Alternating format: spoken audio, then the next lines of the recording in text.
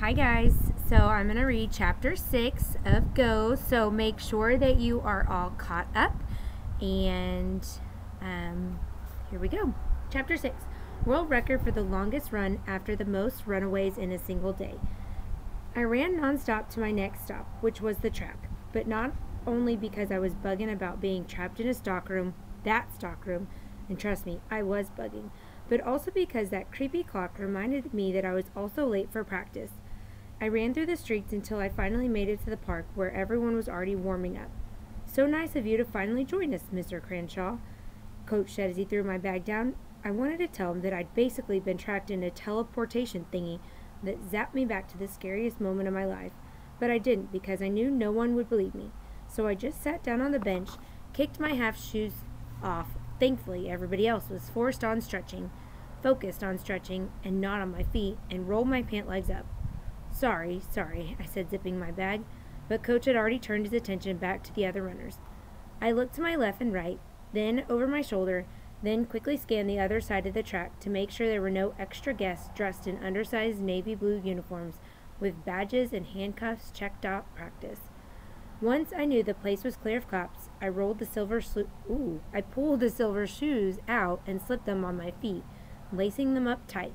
Then I threw the beat-up sneakers in the bag and hit the track. That would make me nervous to pull out the things that you stole, right? "So today is Thursday," Coach said as I sat down to join in on the much needed stretching. After spending the day with fire in my legs, stretching made so much more sense now. It took maybe 2 seconds for Patty to notice my shoes.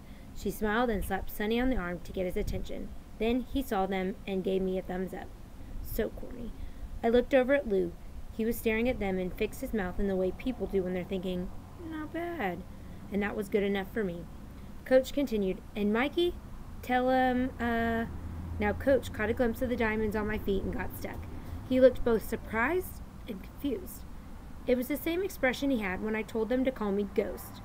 He caught himself and continued, "Mikey, tell the newbies what we do on Thursdays."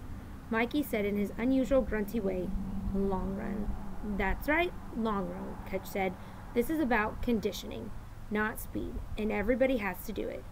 Let me tell you, when he said long run, there were a few things I hadn't thought about. The first was that I hadn't had lunch because of the whole running out of school thing, and I was starving and wouldn't be able to eat until after practice. And the second was just how much I needed food to give me energy, because what Coach meant by long run was run 1,000,000 miles, especially since I just run about 1,000,000 miles. From the school to the store, to the school store to the track, then a crazy thought hit me. Was he punishing me for stealing even though he didn't even know? Or did he? Nah, he didn't. He couldn't. He did. This was just a coincidence. A bad coincidence. Coach didn't tell us how far we would be running or anything. All he said was, "Follow Wit." "Where are you going?" I asked as Coach started walking toward his car, but he didn't say nothing back. I kind of have a thought like Coach is going to follow them in his car. That's when Aaron told me what he was going on. He's getting in the Chase Mobile, or as he calls it, the Motivation Mobile. Aaron said, patting me on the shoulder. "You'll see." He ran in place for a few seconds. I copied him and did a few high kicks. I kept like a gump doing it, or I felt like a gump doing it. But all that went on that window when Aaron said, "Nice shoes, man." I was going to tell him that I called them the Silver Bullets, but decided that probably would have been too much. Plus, there was no more time to talk. Coach was honking his horn, which I guess was the signal for the run to begin. Coach Witt took off, and we all ran behind her off the track and out onto the sidewalk as if we were some kind of running mob or obstacle course contestants, dodging people and car doors, ducking under store awnings, and jumping over random bicycles. So if you're like in cross country or track, you may know what they're talking about. The pace wasn't anything too crazy, a little more than a jog, but definitely nowhere close to a sprint. And honestly, I was surprised at how I kept up for at least 10 minutes before stopping to drop back. Had to be the shoes. Sonny was up front with some of the other distance runners like Lynn, Britt Bratt, whose real name was Brittany, and JJ. Patty was in the middle, keeping pace with Deja and Crystal Speed. She seemed to be doing okay too.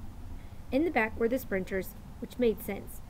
The new shoes were definitely helping me out, but there was only so much they could do. At about 25 minutes, which was longer than I had ever run, I eventually fell behind the other sprinters, putting me in last place.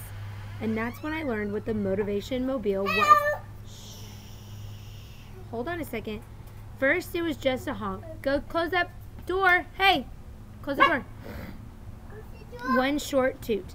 I turned around and there was Coach in his cab, his emergency blinkers on. I couldn't believe what I was seeing.